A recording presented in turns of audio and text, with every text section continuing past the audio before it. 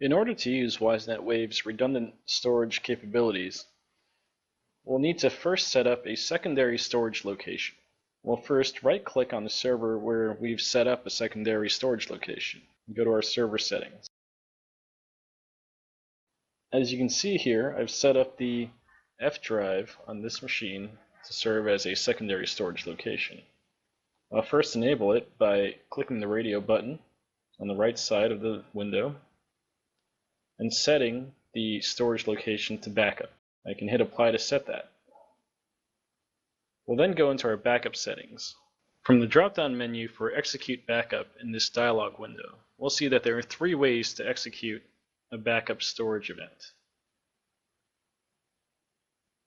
The first is by schedule, which will enable us to set a certain time to start the backup storage event.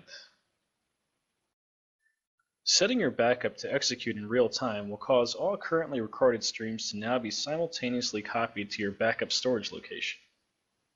Placing your backup event to execute on demand will tell Wave to only create a backup of video data when the backup command is given manually.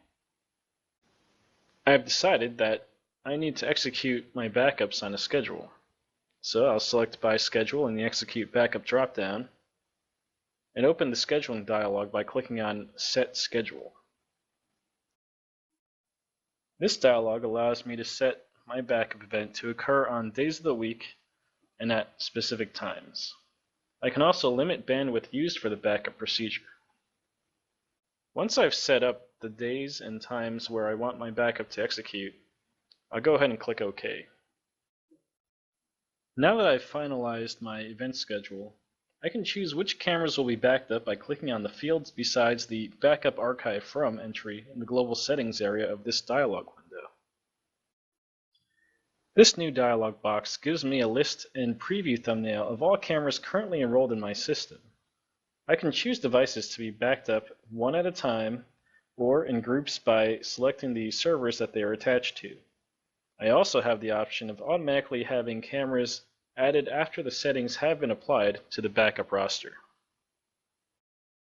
Once I've decided which cameras will be backed up, I'll click OK and go to our Backup Quality dropdown.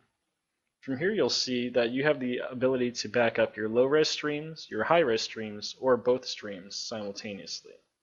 I've chosen to back up both streams. Once I click OK, we'll see that in the Backup Archive section of the Server Settings dialog, you now have the last time that a backup was created, in this case December 19th, and the next backup scheduled date. I can now hit apply to finalize my backup settings. You'll notice that even though a backup has been scheduled, I still have the ability to back up my archives on demand by hitting the Start Backup Now button. As with your primary storage, your storage backup will continue to record video data until all available space has been consumed, at which point new video will be recorded over existing footage starting from the earliest video data available.